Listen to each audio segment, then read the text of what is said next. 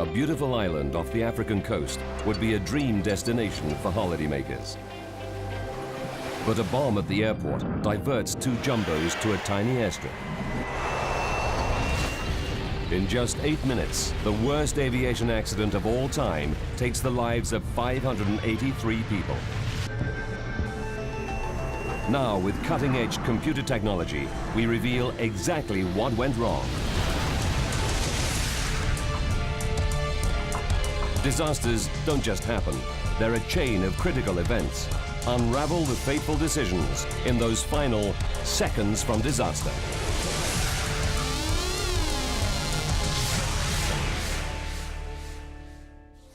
Europe, the Canary Islands, Tenerife.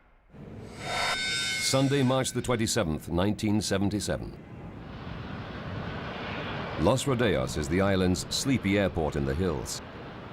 It's not used to heavy traffic and normally handles just a few small planes a day. But this is no ordinary day. 12 noon. After an overnight flight from Los Angeles, Pan Am's flight 1736 is just 2 hours away from the Canary Islands. Joan Jackson has been a flight attendant with Pan Am for 7 years. Everything seemed normal and fine. Sometimes you get passengers that you wish were on somebody else's flight, but these were all really wonderful people, and we enjoyed having them on our plane. Jack Ridout is one of the 378 passengers happy that he's on board a 747. Back in the 70s, I mean, the 747 was the cat's meow. I mean, it was it. It was twice as big as any other airplane. Jack is traveling in style. He's taking his girlfriend, Joni, on a special vacation. It was a wonderful first-class trip. We went to the upper deck. In those days, it was a kind of a cocktail lounge. Very nice. They're heading for Gran Canaria, the third largest of 7 Canary Islands, known for their stunning scenery. But as beautiful as the islands are, they also harbor a number of terrorist groups, eager to free the islands from Spanish rule.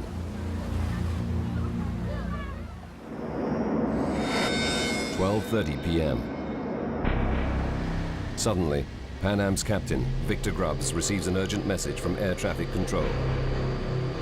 A bomb has exploded at Gran Canaria Airport, where he's due to land. He must now head for Los Rodeos Airport on the nearby island of Tenerife. He then tells the passengers what's happened. I was concerned. I'm sure all of the passengers were. 1:38 p.m. Pan Am 747 is not the only plane diverted because of the bomb. Another jumbo, KLM flight 4805 from Amsterdam, is also diverted to Tenerife's Los Rodeos Airport. It touches down ahead of the Pan Am plane. 3 other diverted planes are already on the ground. Tenerife Airport is small. There's only one airstrip, and the air traffic controllers are not used to so many aircraft, let alone jumbo jets. And it's Sunday, so only 2 controllers are on duty. The passengers on the KLM plane set off towards the airport lounge to relax. 2:15. The Pan Am 747 touches down. It joins the KLM on the tarmac, waiting for Gran Canaria's airport to reopen. Gran Canaria is just a 25-minute hop away, but it could be some time before police there declare the airport safe from bombs. No one knows how long they'll be kept here. Tenerife's Los Rodeos Airport is situated in a valley, in the shadow of the great Mount Teide, the 3rd largest volcano on Earth. Teide dominates the island and even influences the weather. So far today, the sun is shining, but conditions can change at any moment. The airport is at an altitude of 632 meters above sea level. Low-lying clouds frequently roll down the mountains, shrouding the airport in heavy fog. But when the Pan Am plane lands, weather isn't a problem. The conditions were good. They were clear and a beautiful day. I noticed that the airport was in a little disrepair. Medieval, to say the best. Los Rodeos Airport opened in 1941. Facilities are severely limited. There's no radar to monitor planes on the ground. And today the runway center lights are out of service.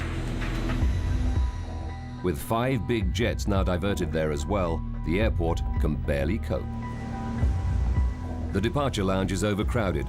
Passengers inside the Pan Am Jumbo are not allowed to leave the plane. The flight attendant opens the door to give the passengers some fresh air. I remember we were waiting. We were there long enough to be bored. Say, when are we going to go? (2:30 p.m.) Police in Gran Canaria have cleared the bomb, and the passengers think they'll soon be able to get to their destination and start their vacations. But even though the Pan Am plane is ready to take off, it can't. The KLM Jumbo, ahead of it on the taxiway, is refueling. Filling the Jumbo with 55,000 liters of fuel will take 30 minutes. The Pan Am is forced to wait. The pilots were very eager to go. I think they would have preferred the KLM had not taken on the extra fuel, that we'd all just gone ahead and gone. But even after the KLM finishes refueling, there's still a delay. With no explanation, the Spanish authorities force the planes to sit on the tarmac for nearly 2 more hours. At 4:56 p.m., KLM's most senior pilot, Captain Jacob van Zanten, requests permission to taxi. 2 minutes later, air traffic control gives the go-ahead. On the Pan Am, Jack notices a change in the weather. The fog started rolling in, and it was quite unusual to me because it would completely consume the airport. It was the difference between night and day. The KLM 4805 taxis down the runway. There are 248 passengers and crew on board. The air traffic controllers instruct the pilots to proceed to the end of the airstrip, make a 180-degree turn, and wait for clearance to take off. Visibility is now down to 300 meters. None of the air traffic controllers can see the planes that they're directing. And there is no ground radar to help them. They are now totally reliant on communicating by radio. 5:02 p.m. The controllers give Pan Am permission to taxi onto the runway right behind the KLM. The Pan Am pilots are then told to turn off at the 3rd exit and wait. Conditions are getting worse by the second. Followed the KLM plane out on the tarmac, and you couldn't see the cement. You couldn't see anything. It was dark. 5:04. The KLM is completing its 180-degree turn and getting into position for takeoff.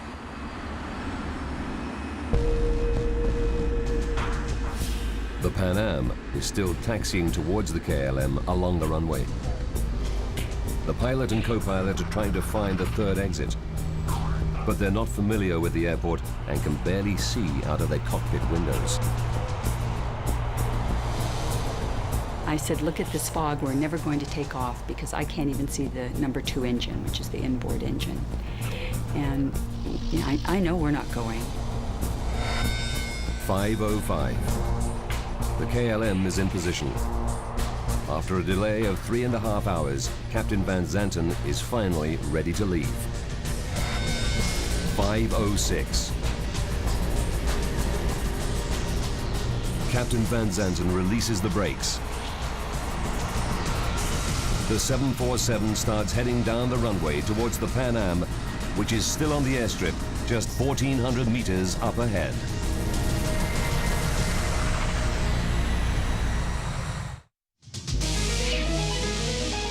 A KLM jumbo jet is heading down the runway in thick fog. But a Pan Am jumbo is still taxiing towards it on the same airstrip.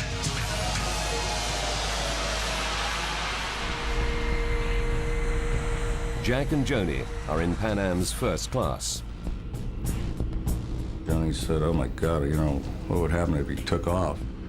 And I just casually said to her, "Well, don't worry about a thing. If he hits us head on, you'll never feel a thing." 5:06 and 18 seconds. The control tower tells the KLM crew to wait. Okay, stand by for takeoff. I'm rolling. But they don't. Instead, Captain Van Zanten accelerates the KLM jumbo down the runway. 5:06 and 45 seconds. The Pan Am co-pilot looks out of the window and is horrified by what he sees.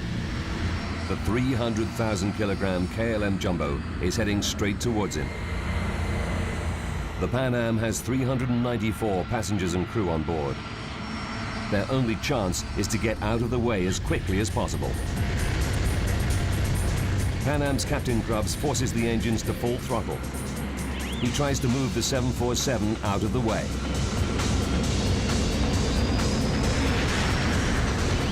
I heard the engines rev, and we made a really hard, sharp left-hand turn. But it's too late. 5:06 and 50 seconds. The KLM smashes into the American jumbo at 290 kilometers per hour. Just a shattering noise. I felt like every molecule of air exploded. My only thought was, bombs, it's got to be bombs. And all you could see was the twisted metal parts. Then almost immediately the fire broke out. And I looked around and thought, how are we going to get out? We're trapped.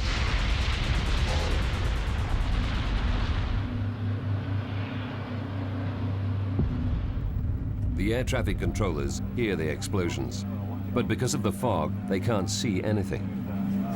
They're unable to make radio contact with either plane. The KLM 747 has careered into the Pan Am, slicing off the upper deck. After the impact, the KLM crashes further down the runway. We heard tremendous grinding and exploding. I knew immediately that those poor people would not survive. The tower controllers sound the alarm.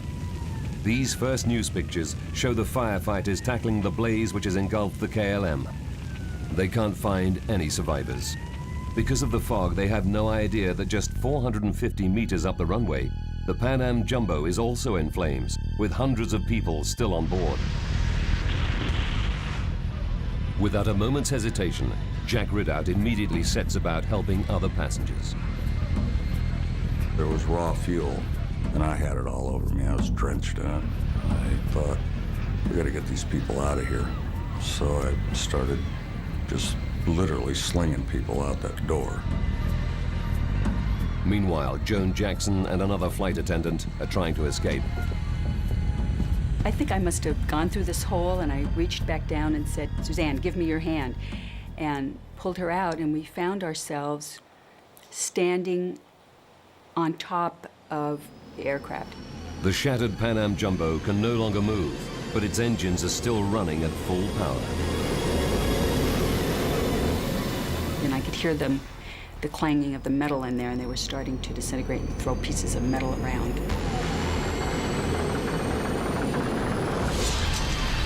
There was another explosion, and the flight attendant who had been helping people was killed instantly. She was decapitated, and it was not a pleasant sight. Joan and her colleague are still stuck on the roof of the plane. And I thought to myself, if we jump, we're going to have broken legs. Are we going to be able to get away from the plane if we have broken legs? But the plane begins to disintegrate beneath them. The fuselage where it had broken was kind of trailing down toward the ground. And I think we all just tried to leap for the ground and kind of get away from the plane. Another explosion blasts Jack out of the plane. Joni told me that I came out back forward. And when I became conscious, she said, "We got to get out of here." And we kind of staggered as far away from the plane as we could. And then finally, the last explosion just took everything out but the wings. Of 396 people on board, there are just 61 survivors. Joan Jackson and her colleague escape with bruises and scratches. We couldn't believe that we had so few people. We just kept looking around for the rest of the people and the rest of the crew. I kept thinking, if I walk around to the other side of the plane, I'm going to find 400 people and all my friends on the crew. But of course, that wasn't the case, and we just couldn't believe it. Jack Ridout helped to rescue 12 people. He's left with third-degree burns on his head and arms. I guess this was kind of my own private Vietnam. It was awful. It was carnage.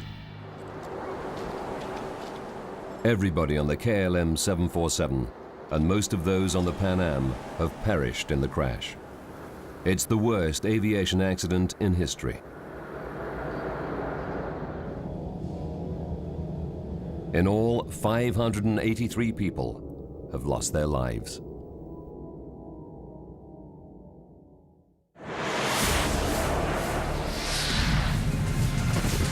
Around the world, people are shocked. The jumbo jet is the most advanced aircraft of its time, but it also carries twice as many passengers as any other commercial plane. And now, the burnt-out remains of two 747s lie scattered on the runway. It took just 8 minutes. Now we rewind the events of that fateful day and go deep into the investigation to reveal what really happened. Advanced computer simulation will take us where no camera can go, into the heart of the disaster zone. The Spanish immediately bring in a team of specialists. Accident investigator Jaime Velarde leaves his home in Madrid at once, reaching Tenerife by first light. When we arrived, we actually noticed the sensation of the big catastrophe. Something like phantasmagorical, something of sadness, some sensation of disaster.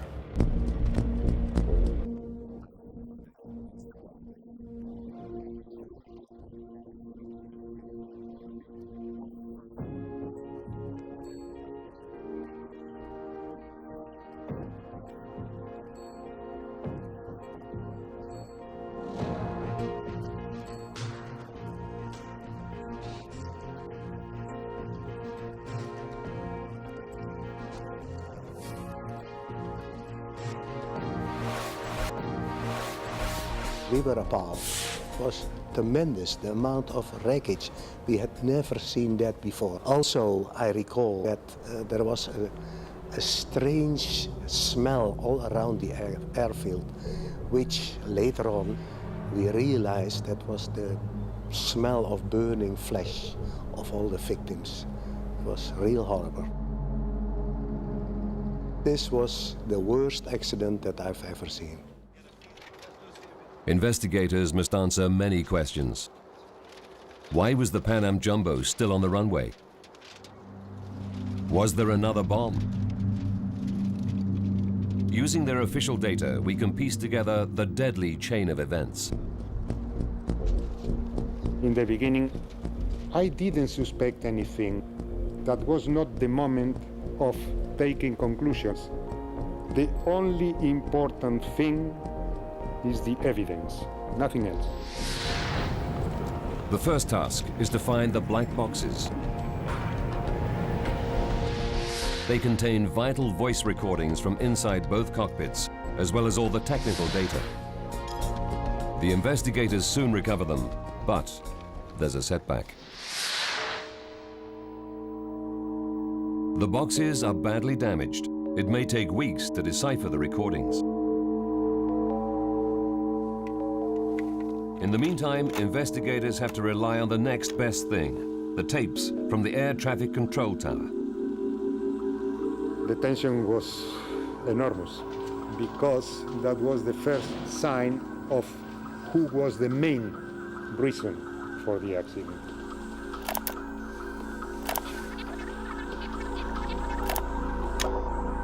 The investigators listen intently to the final moments before the crash. They need to find out why the KLM 747 took off while a Pan Am Jumbo was still on the runway.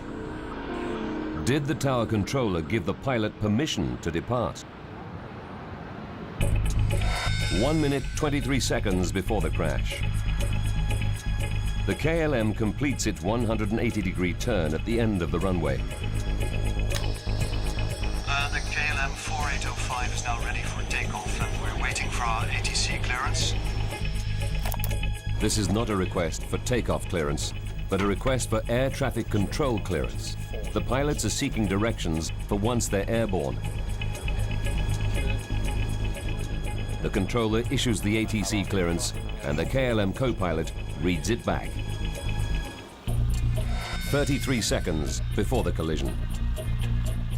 The tapes reveal that after reading back his ATC clearance, the KLM co-pilot makes an unusual statement. We're now at takeoff.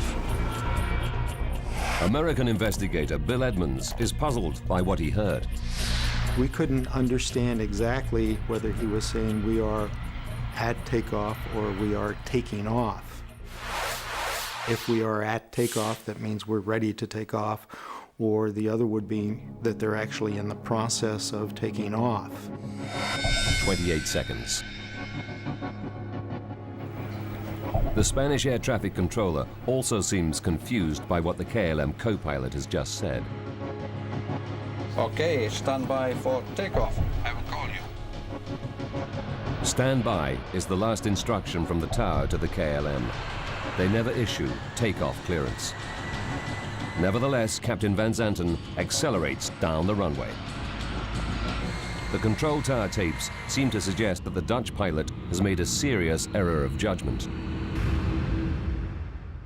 This man, for reasons that we'll have to investigate, took off without permission. Van Zanten is one of Holland's star pilots. He was so highly regarded that KLM used his face in their advertising. He'd been a commercial pilot for 27 years and had flown more than 11,700 hours. It's shocking that such an experienced pilot would make such a drastic error.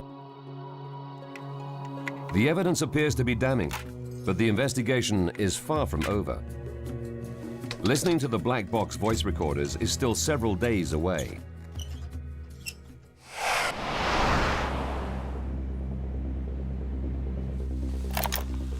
Meanwhile, the tower tapes reveal another startling fact.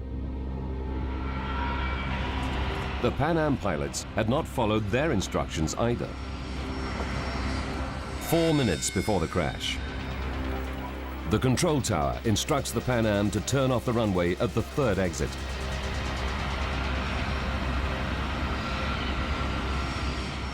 But investigators now know that the planes collided further up the runway, near the fourth exit, much closer to the KLM's takeoff position. Why did the Pan Am captain miss his turnoff? The worst air accident in history happened on the ground at Tenerife's Los Rodeos airport. Control tower tapes have revealed that KLM pilot Jacob Van Zanten took off without clearance. Now, using advanced graphics based on the Spanish government's official report, we go deep into the investigation to discover exactly what went wrong. Investigators have made another startling revelation. The Pan Am overshot its exit and was in the way. Did Pan Am's Captain Grubbs make a fatal error?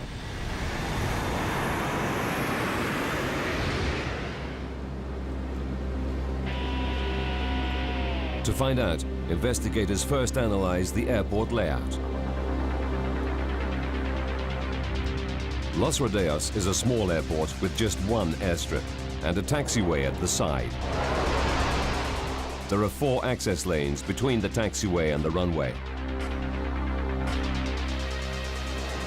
On the day of the crash, controllers at Tenerife have to handle extra planes because the airport at Gran Canaria is closed. They have no choice but to park them on the taxiway. To reach takeoff position, the planes all have to use the runway. Investigators now examine the exact position of the planes on the airstrip moments before the crash. 4 minutes and 46 seconds before impact. The Pan Am follows the KLM onto the runway. The Pan Am crew are using a small diagram to help them locate exit C3, but the exits are not clearly marked, and visibility is getting worse. As they taxi down the runway, they look out of the window to try to count the turnings as they go past them. First, C1, and then C2. The problem is the third exit, C3. There does seem to be some uncertainty on the part of the Pan Am crew as to what taxiway they're supposed to turn off on. However, the tower tapes clearly demonstrate the controller's instructions. Would you confirm that you want the Clipper 1736 to turn left at the third intersection? The third one, sir. 1, 2, 3, third one. 1 minute, 6 seconds to disaster. The Pan Am passes exit C3, continuing on the runway towards the KLM, which is preparing to take off. But exit C3 would have required the jumbo to make a very difficult turn at an acute angle.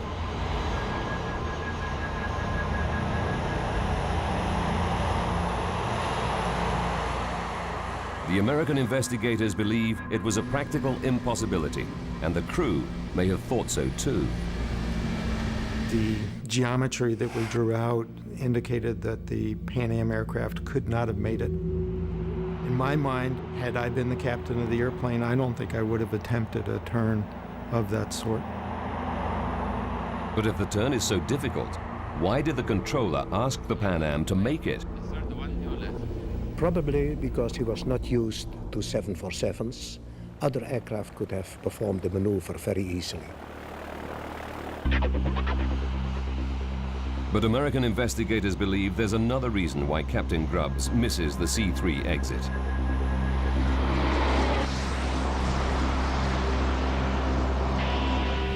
Just at the time he should be leaving the runway at exit C3, the Pan Am pilot is distracted by what he hears on his radio. KLM 4805 is now ready for takeoff and we're waiting for our ATC clearance. They probably would have been listening to the KLM aircraft rather than concentrating on turning off on the taxiway. 35 seconds to go. The KLM co-pilot tells control. We're now at takeoff. Immediately, the Pan Am co-pilot butts into the conversation. We're still taxiing down the runway, the Clipper 1736. Inside the KLM, the pilot and crew are getting all radio transmissions. They should hear that the Pan Am Jumbo is still on the runway ahead of them. But Captain Van Zanten, the most experienced pilot in the Dutch fleet, increases the thrust of his engines and accelerates down the airstrip.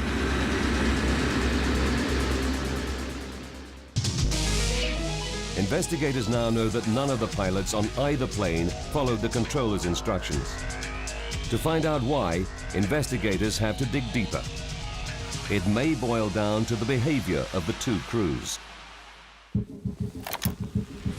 Transcripts of the control tower tapes reveal a growing level of tension in the KLM cockpit. The captain did express or exhibit a definite hurry-up tendency. The KLM Jumbo has been waiting at Tenerife for almost 3.5 hours. Investigators later find out from radio conversations that Captain Van Zanten had expressed concern about going over the number of hours he's allowed to work. He still has to pick up 300 passengers in Gran Canaria to take back to Amsterdam. If he's late, the crew will be grounded for a rest period, and KLM will have to pay overnight accommodation for everyone on board. And now the fog is rolling in, causing very low visibility. He's feeling the pressure. I think every captain thinks that all the problems are on the ground, and as soon as you take off, problems are over.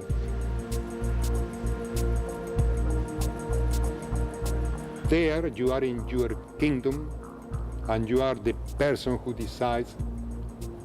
In the mind of this captain, I think that happened exactly the same. The American Airline Pilots Association also looked into the psychological factors of the case. Star pilot Captain Van Zanten was KLM's senior instructor, and in the last 6 years had spent most of his time training other pilots. If an individual spends too much time in the training center and not enough time out on the line, then he becomes more used to the training environment.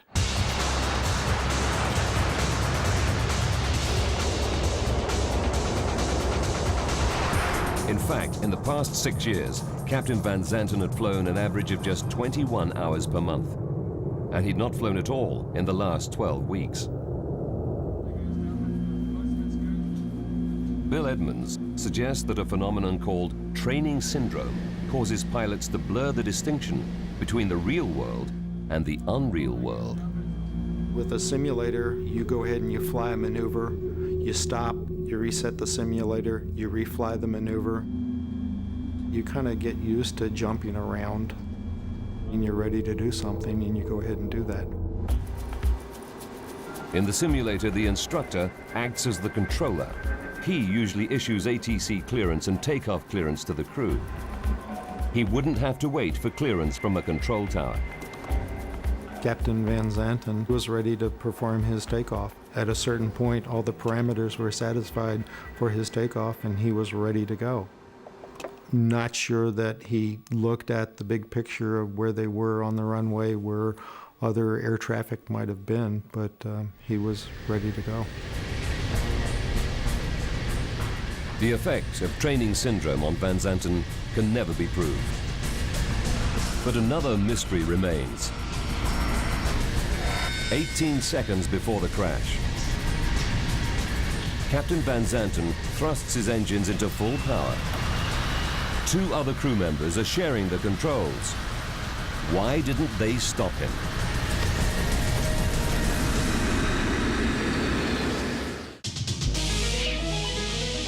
Control tower tapes have revealed that KLM's Captain Van Zanten took off without clearance. Investigators have also discovered that the Pan Am Jumbo missed its exit and was in the way. Now investigators are waiting for the evidence from the plane's damaged black boxes. They could reveal new clues. Each 747 has 2 black boxes: the flight data recorder and the cockpit voice recorder, which stores the final 30 minutes of all conversations inside the cockpit. Spanish investigator Jaime Velarde took the black boxes to Washington, where they were examined in the National Transportation Safety Board's special laboratory. It was very, very heavy investigation because you had to analyze practically every one of the recorded voices. So far, investigators have relied upon tapes from the control tower. But 2 weeks into the investigation, they can finally examine the tapes from the black boxes. It can take several days to listen to a half-hour cockpit voice recorder. And you try to identify who's speaking, what they're saying, and what other interactions may be going on. Only when investigators compare the black box tapes from the 2 planes with the recordings from the control tower do they get the full story. they make a dramatic discovery.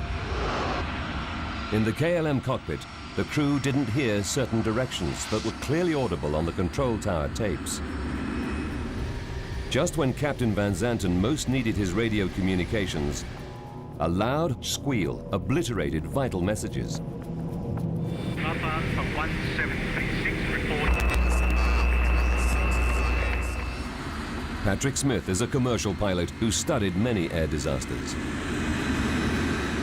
Communicating to air traffic control the way we do is just so second nature. You don't think of it potentially being something that could break down and kill you. Here, a very simple technological problem lent a hand to this massive accident. The communication system in use at Los Rodeos in 1977 is still used all around the world today. Airplanes communicate with air traffic control using two-way VHF radios. All the planes at the airport tune into the same frequency, so that not only can they receive their instructions, they can also hear what's going on around them. But the system has limitations. It's not the same as speaking over the telephone where two people can talk at a time. The best way to picture it is if anybody's ever used a walkie-talkie, you click and you speak. Only one person can speak on that frequency at a time. Everyone must wait their turn. A problem occurs when two or more people try to use the frequency at the same time. It causes a loud, noisy squeal, known as a heterodyne. Hearing a heterodyne on an open frequency is 999 times out of 1,000. It's an innocuous phenomenon. But the accident at Tenerife was that 1 in 1,000, where the heterodyne was not harmless. 67 seconds before impact. Captain Van Zanten has completed his difficult 180-degree turn at the end of the runway. The flight data recorder reveals that he opens the throttle. The cockpit voice recorder reveals that the co-pilot is alarmed. Wait a minute, we don't have an ATC clearance. Captain Van Zanten's reply is curt. No, I know that, but go ahead, ask. 44 seconds before impact. While the KLM co-pilot is reading back the ATC clearance to the controller, the data recorder reveals that Van Zanten has already begun to accelerate. He doesn't wait for the co-pilot to finish. 37 seconds. We're going. But the Pan Am Jumbo is still taxiing on the runway. From the tower tapes, investigators know the controller told the KLM plane to wait for takeoff clearance. Okay, stand by for takeoff. I will call you. At that exact moment, the Pan Am cockpit tapes reveal that the Pan Am crew also respond. We're still taxiing down the runway, the Clipper 1736. They're both responding at the same time. But the KLM cockpit tape reveals that because both Pan Am and the controller speak at the same time, it creates a heterodyne. Okay. Captain Van Zanten simply hears the word, "okay." He doesn't hear the controller. Okay, stand by for takeoff. I will call you. Nor does he hear the Pan Am. We're still taxiing down the runway, the Clipper 1736. He continues accelerating down the runway. Either one of those statements should have stopped him in his tracks, but because those two transmissions were made simultaneously, all he heard was a garbled noise. Just 28 seconds later, the KLM Jumbo smashes into the Pan Am.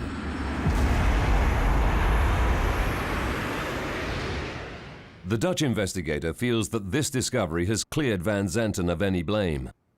This was a breakthrough in our investigation, and I'm pretty sure that if the KLM had heard these messages, he would not have continued its takeoff.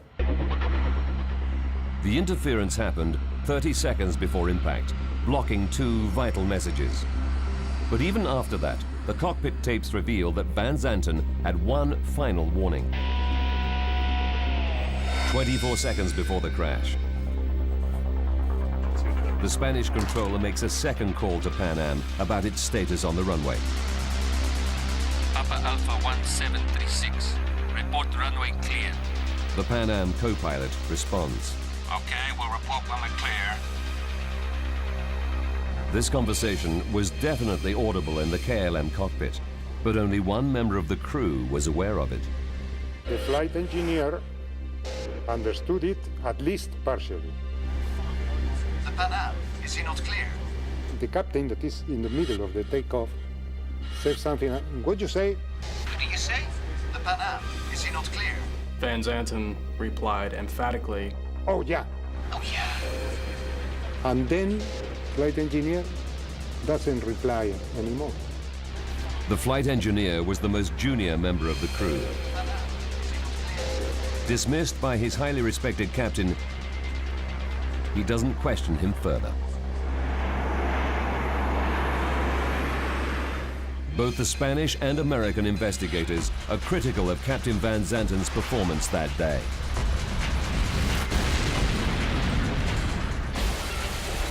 But the final analysis shows that fate was against him. Captain Van Zanten took off without clearance and crashed the KLM Jumbo into a Pan Am 747 on the same runway. However, investigators now discover that he made one final attempt to avert disaster. Just seconds before he slammed into Pan Am, Captain Van Zanten tried to lift the KLM plane over the top of it. He pulled the nose up so sharply that the tail scraped the runway. He nearly made it. The nose and front wheel cleared the Pan Am, but the Jumbo still couldn't climb high enough. The KLM's #1 engine only had to graze the tip of Pan Am's right side to bring catastrophe. The final irony was that Captain Van Zanten had taken on an extra 55,000 liters of fuel to save refueling time later in Gran Canaria. It was this extra fuel that may have made the Jumbo just too heavy to climb the extra few meters in height that could have prevented the disaster. The refueling of KLM can be considered as a factor. Of course, when you are more heavy, your takeoff run is longer. The disaster at Tenerife was caused by a chain of events combining both human error and technical failure. Pilot and aviation writer Patrick Smith believes that new technology can stop VHF radio squeals and help prevent future accidents. heterodynes are preventable. There is a blocking device that can be inserted into the communication systems of airliners that prevents simultaneous transmission. Anybody who attempts a simultaneous transmission will be blocked out from speaking over the microphone. Aircraft engineers can fit anti-blocking units for just $13,000. A small amount compared to a new plane's price tag of up to $200 million. However, although some airlines are voluntarily installing them, it's not yet a legal requirement. Investigators finally pieced together the critical events that led to the tragedy at Tenerife. First, the air traffic controllers instructed two 747s to taxi onto the same active runway at the same time. Then, in heavy fog and confused by the runway layout, the Pan Am pilot missed his exit and taxied too far. Just seconds later, Dutch pilot Captain Van Zanten began his takeoff without clearance. Finally, a loud squeal in the KLM cockpit prevented the captain from receiving vital messages which may have stopped him in his tracks. For the survivors of Tenerife, the nightmare continued for many months. I found that I was frightened of everything. I didn't want to ride in a car. I didn't want to let my husband out of my sight. I almost wanted to be in my apartment with the curtains drawn and like you see the people in the movies that are afraid of everything. After counseling, Joan managed to return to flying 3 months later. Well, I'm still a flight attendant today. I have 34 years of flying, and I will probably be flying another 6-8 years.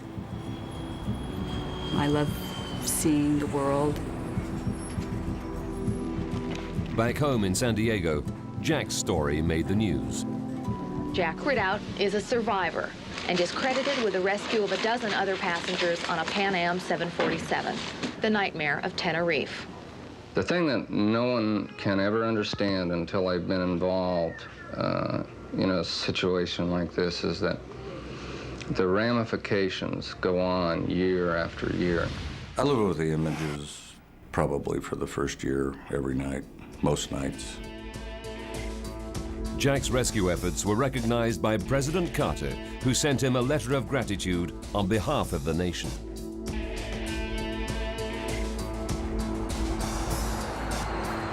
A new airport in the south of Tenerife now handles the majority of the island's visitors.